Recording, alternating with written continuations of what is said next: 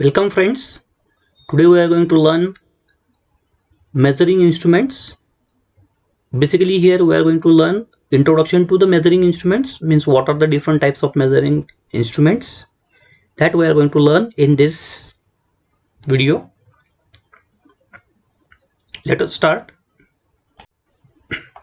These are the contents of Unit 1. Let us start with measuring instruments. Measuring instruments or measuring devices transform the measured quantity or a related quantity into an indication or information. So measuring instruments can either indicate directly the value of measured quantity or indicate its equality to a known measure of the same quantity. They also indicate a small difference between the measured quantity and the measure having a value very close to it. So usually measuring instruments follow a measuring sequence in which measured quantity is transformed into a quantity easily seen to the observer.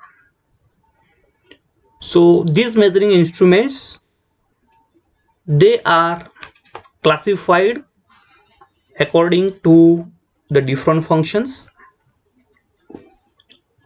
So according to the functions, measuring instruments are classified as length measuring instruments, angle measuring instruments, instruments for checking deviation from geometrical forms, instruments for determining the quality of surface finish. So these are the different types or classification of measuring instruments. So linear measuring instruments, this includes the straight edge, we call it generally the steel rule, outside caliper, inside caliper, Vernier caliper, outside micrometer, inside micrometer, Vernier height gauge, Vernier depth gauge, and dial gauges. Angular measurements or angle measuring instruments. So measuring the angle of taper, instruments which are used are bevel protractor, tool maker's microscope, sine bar, autocollimator, and sine center. So measuring tools and instruments.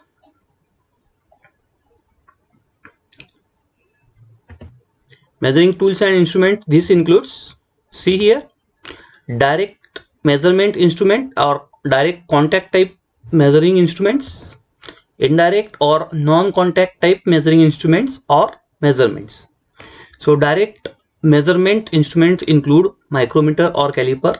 Indirect contact measurement instrument includes advanced methods such as optical, ultrasonic, laser, etc. Again, direct measuring instruments or direct measurement method, it is of two types: graduated instruments and non-graduated instruments. So either linear or angular graduations are incorporated into measuring system of the tool. In case of graduated instruments, in case of non-graduated instruments, the gauges or adjustable tools which compare the measurements are included. So again here, graduated instruments, which are the graduated instruments?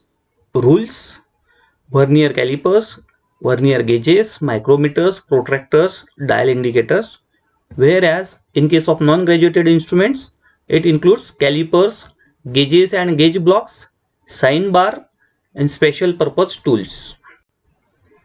So let us see graduated linear measurements or measuring instruments. First is rules, or in general we call it as steel rule. So here different figures are there.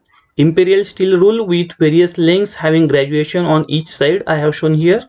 The same rule with relatively larger graduations is also shown just below it. So in figure 1, it shows the imperial steel rule. Figure 2 shows the metric steel rule with various lengths having graduation on each side. Now third figure is shown here. So how to read a steel rule? It is mentioned here. I have mentioned here the notations A, B, C, D just below the steel rule. If you see carefully, Measurement A is equal to 12 mm because 12th graduation is shown here corresponding to point A. B shows the reading as 22 mm because 22nd graduation. Of course, if you see the steel rule carefully, you will find that all the graduations which are there, they are there in mm. So the corresponding reading to B is equal to 22 mm. Similarly, C denotes 31.5 mm and D denotes 40.5 mm. If you see carefully, the graduation which is matching with point D is in between 40th and 41st graduations. So this is how we measure the measurements or cell lengths with the help of rules. So next one here. So Vernier calipers. This is the figure which is showing you the Vernier caliper. So this is Vernier caliper which I have shown here. It has a main metric scale and other scale which is there. It is Vernier scale. So main metric scale and Vernier scale. It means it is consisting of two types of scales, and this is the method of, I will say, differential method of measurement. So Vernier calipers make use of differential method of measurement. It involves the measuring the difference between the given quantity and a known master of near about the same value. Measurement of any quantity can be done with the help of Vernier calipers in the form of, say, lengths. So these are the different measurements which I have shown here. Direct reading of an internal length using digital Vernier caliper. See here in figure, digital Vernier caliper is shown. Direct reading of an external length using digital Vernier caliper. This is shown in figure 7, and figure 8 shows the Vernier caliper with a dial indicator. So this Vernier caliper means dial Vernier caliper. The Vernier scale, it is replaced by a dial indicator.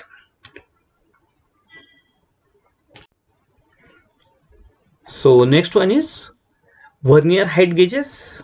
They are designed for use in tool rooms, workshops, inspection departments to measure or mark off vertical heights and locating center distances. So see, this is the figure 9.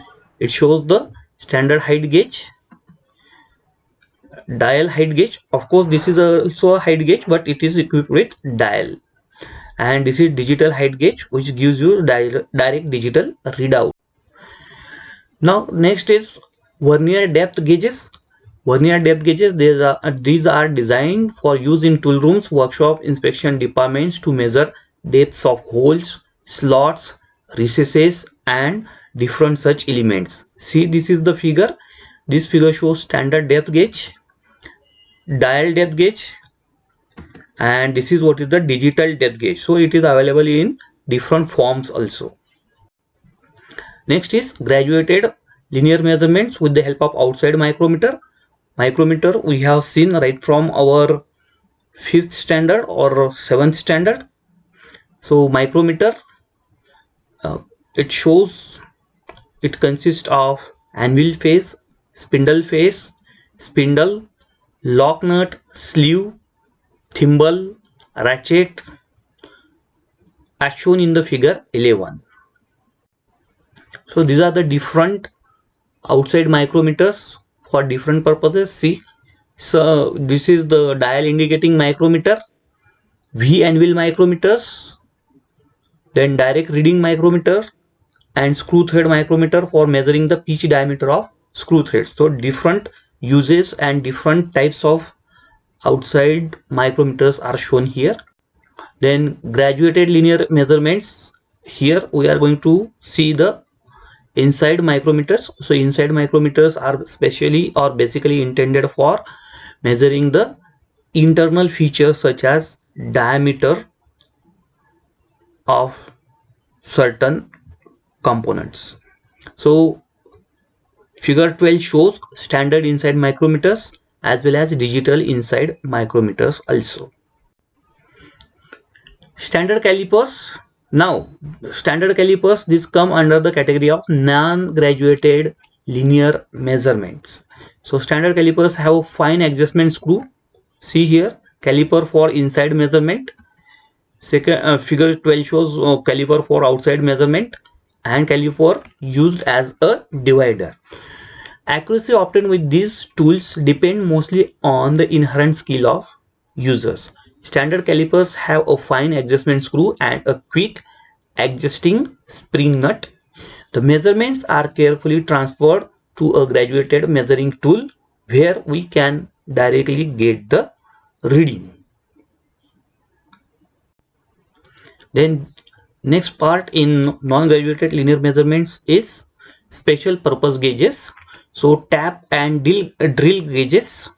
It consisting of a flat rectangular steel plate with holes accurately drilled and identified according to their sizes.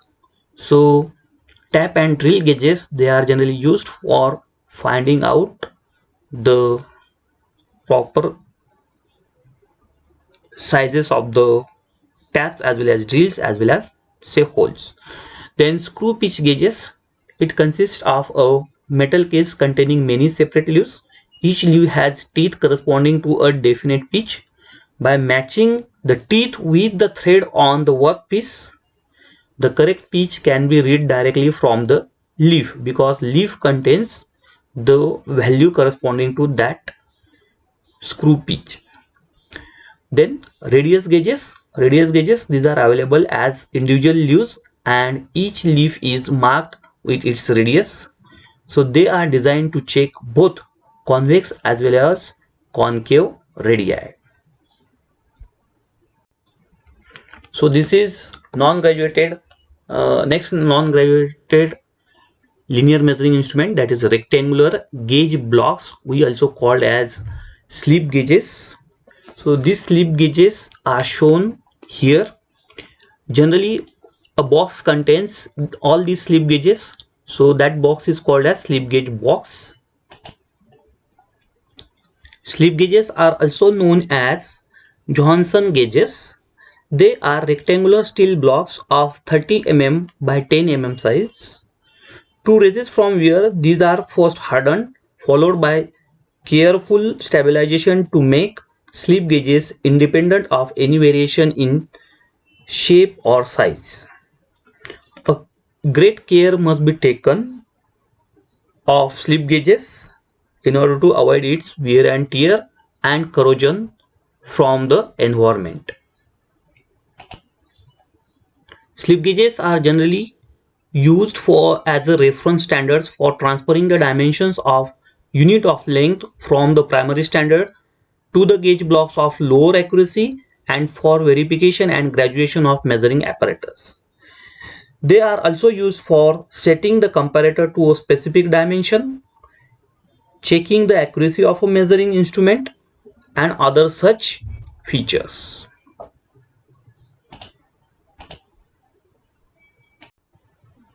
Now, graduated angular measuring instruments or measurements, they include protractors. So we are quite familiar with this protractor. We know simple protractor. This is the measuring instrument for measuring the angles from 0 degrees to 180 degrees. We are quite familiar with this simple protractor. It is generally observed in instrument box. So universal bevel protractor. This universal bevel protractor consists of main scale, vernier scale, a steel blade, base and acute angle attachment.